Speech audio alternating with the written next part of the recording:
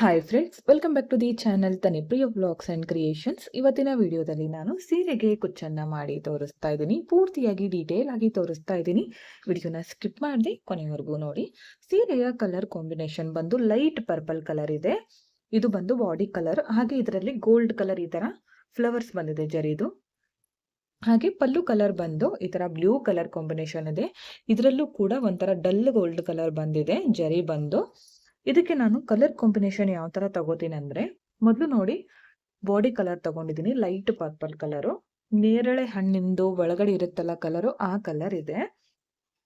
ಹಾಗೆ ಪಲ್ಲು ಕಲರ್ ಬಂದು ಬ್ಲೂ, ಅದಕ್ಕೋಸ್ಕರ ಈ ಕಲರನ್ನು ಬಳಸ್ತಾ ಇದ್ದೀನಿ. ಈ ಎರಡು ತರಹದ ದಾರವನ್ನ ಬಳಸ್ಕೊಂಡು ನಾನು ಈ ಡಿಸೈನ್ ಅನ್ನ ಮಾಡ್ಕೋತಾ ಇದ್ದೀನಿ. Silk thread. ಕೆಲವೊಬ್ರು ಕೂಡ ಇದಕ್ಕೆ ಏನಂತಾರೆ ಅಂತ ಕೂಡ ಕಮೆಂಟ್ ಆಗ್ತಾ ಇದ್ರಿ. ಸೀರೆಗೆ ಹಾಕೋದಕ್ಕೆ ಸಿಲ್ಕ್ ಥ್ರೆಡ್ ಅನ್ನ ಬಳಸ್ತಾರೆ.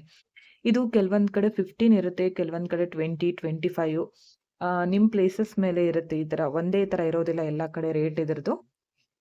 ಕೆಲವೊಂದ್ ಕಡೆ ಕೆಲವೊಂದ್ ರೇಟ್ ಇರುತ್ತೆ.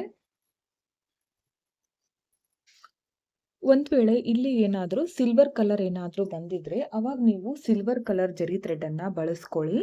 ಇಲ್ಲಿ ಗೋಲ್ಡ್ ಇರೋದ್ರಿಂದ ನಾನೀಗ ಗೋಲ್ಡ್ ಕಲರ್ ಜರಿ ಥ್ರೆಡ್ ಅನ್ನ ಬಳಸ್ಕೋತೀನಿ. ಇದನ್ನ ಕೆಲವೊಬ್ರು ಕೈಯಿಂದ ಕಟ್ಕೋತಾರೆ. ಕೈಯಿಂದ ಕಟ್ಟೋದ್ರಿಂದ ತುಂಬಾನೇ ಟೈಮ್ ಹಿಡಿಯುತ್ತೆ. ಅದಕ್ಕೋಸ್ಕರ ಈ ತರ ಒಂದು ಚಿಕ್ಕದಾಗಿರುವಂತಹ ನಾರ್ಮಲ್ ಸೂಜಿ ಇರುತ್ತಲ್ಲ, ನಾರ್ಮಲ್ ನೀಡಲ್, ಅದಕ್ಕೆ ಒಂದ್ 2 ಎಳೆ ಪೋಣಿಸ್ಕೊಂಡು ನೀವು ಕುಚ್ಚನ್ನ ಕಟ್ಕೊಳ್ಳೋದ್ರಿಂದ ತುಂಬಾನೇ ಈಸಿ ಆಗುತ್ತೆ. ಹಾಗೆ ಬೇಗನೆ ಕಂಪ್ಲೀಟ್ ಮಾಡ್ಕೊಂಡ್ಬಿಡ್ಬೋದು.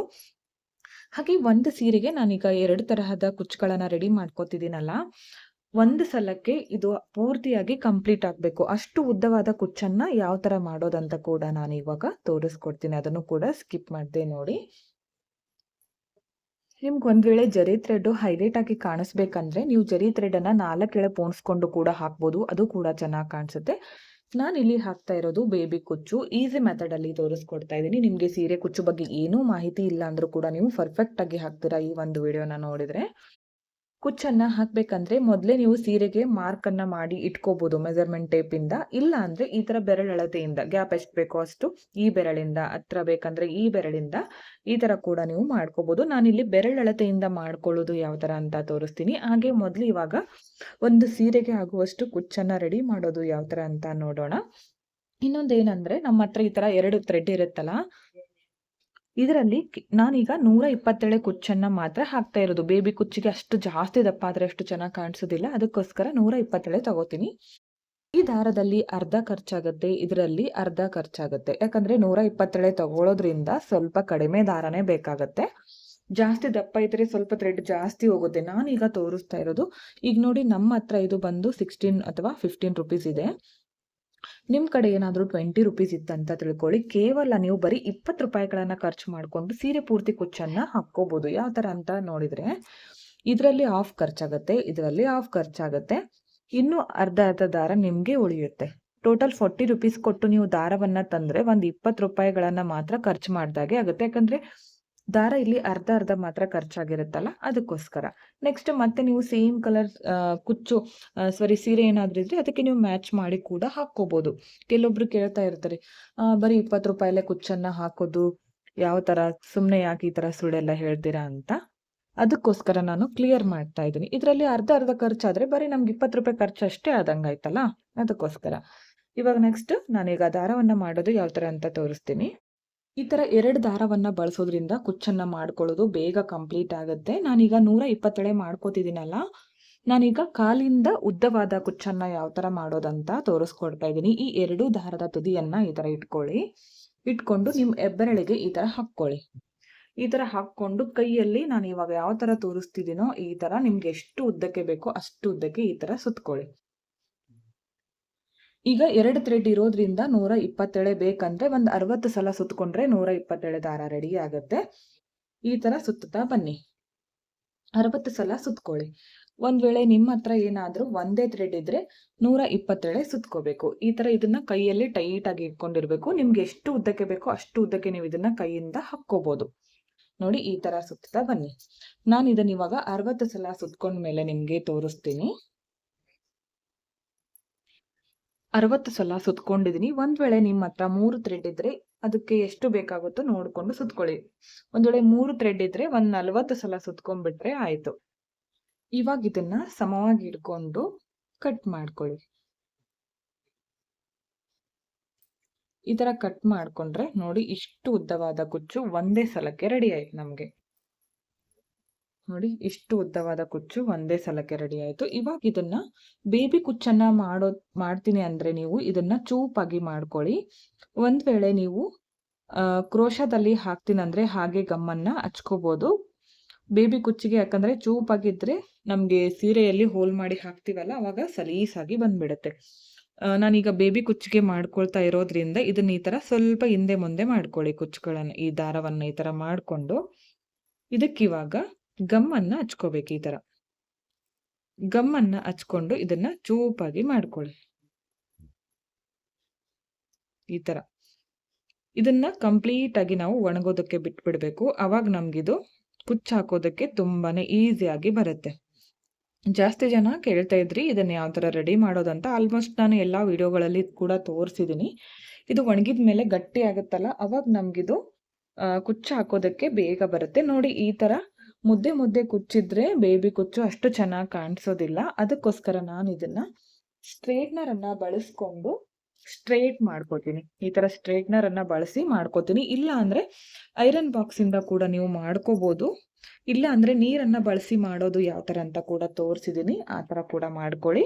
ಇವಾಗ ಇದನ್ನು ಕೂಡ ಕುಚ್ಚು ರೆಡಿ ಮಾಡ್ಕೊಂಡು ಸ್ಟ್ರೇಟ್ನರ್ ಇಂದ ಸ್ಟ್ರೇಟ್ ಮಾಡ್ಕೊಂಡು ನಾನು ನಿಮ್ಗೆ ನೆಕ್ಸ್ಟ್ ಏನ್ ಮಾಡೋದಂತ ತೋರಿಸ್ತೀನಿ. ಓಕೆ ಫ್ರೆಂಡ್ಸ್, ನೋಡಿ ಇಷ್ಟು ಉದ್ದವಾದ ಕುಚ್ಚನ್ನ ಒಂದೇ ಸಲಕ್ಕೆ ನಾನು ರೆಡಿ ಮಾಡ್ಕೊಂಡಿದ್ದೀನಿ. ನೋಡ್ತಾ ಇರ್ಬೋದು. ಇದನ್ನ ನಾನು ಸ್ಟ್ರೇಟ್ನರ್ ಅನ್ನ ಬಳಸಿ ಸ್ಟ್ರೇಟ್ ಆಗಿ ಮಾಡ್ಕೊಂಡಿದ್ದೀನಿ. 2 ಕುಚ್ಚು ರೆಡಿ ಆಗಿದೆ. ಇವಾಗ ಸ್ಟಾರ್ಟ್ ಮಾಡ್ಕೊಳ್ಳೋಣ ಡಿಸೈನ್ ಅನ್ನ. ಕುಚ್ಚನ್ನ ಕಟ್ಕೋಬೇಕಂದ್ರೆ ಈ ತರ ಒಂದು ಟೇಬಲ್ ಅಥವಾ ಯಾವ್ದಾದ್ರು ಟೀಫೈ ಇರುತ್ತಲ್ಲ ಅದ್ರ ಮೇಲ್ಗಡೆ ನೀವು ಸೀರೆಯನ್ನ ಹಾಕಿ ಸೀರೆ ಮೇಲೆ ಏನಾದ್ರೂ ವಜ್ಜವನ್ನ ಇಟ್ಕೊಂಡು ಕಟ್ಟಿದ್ರೆ ಕುಚ್ಚು ಹಾಕೋದಕ್ಕೆ ಚೆನ್ನಾಗಿ ಬರುತ್ತೆ. ನಾನಿಲ್ಲಿ ಟೇಬಲ್ ಮೇಲೆ ಸೀರೆಯನ್ನ ಹಾಕಿ ಅದ್ರ ಮೇಲ್ಗಡೆ ಮಕ್ಕಳ ಪುಸ್ತಕವನ್ನ ಇಟ್ಕೊಂಡಿದ್ದೀನಿ. ವಜ್ಜ ಇರ್ಲಿ ಅಂತ ಏನಾದ್ರೂ ಇಟ್ಕೋಬಹುದು ನೀವು.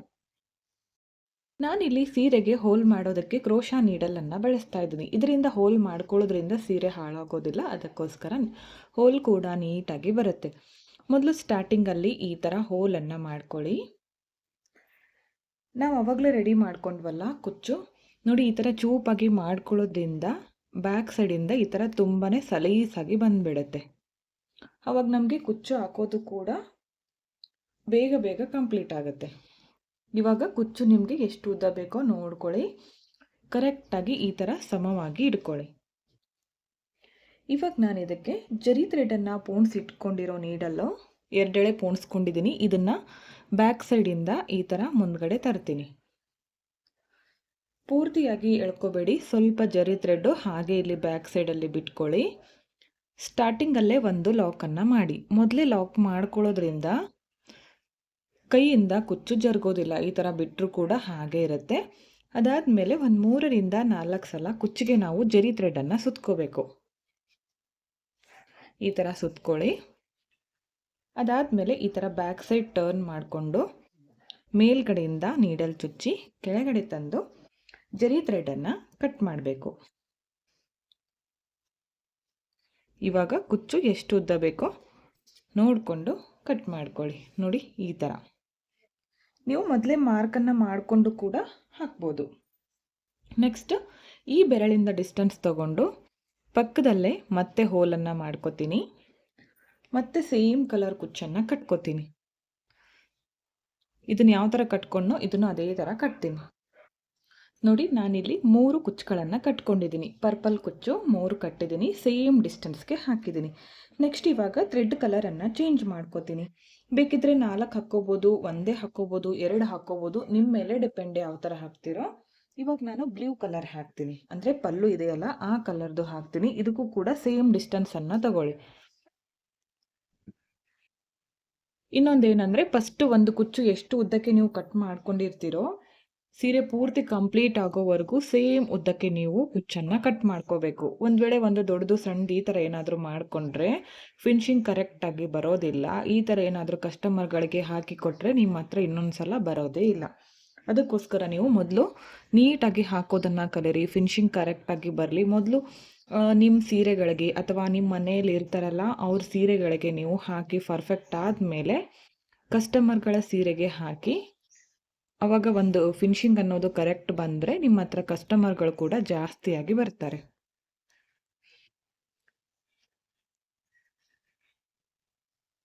ಇವಾಗ ಬ್ಲೂ ಕಲರ್ ಕೂಡ ನಾನು 3 ಕುಚ್ಚುಗಳನ್ನು ಹಾಕ್ತೀನಿ. ಇದೇ ಥರ ಪೂರ್ತಿ ಸೀರೆನ ಹಾಕ್ತಾ ಬರ್ತೀನಿ.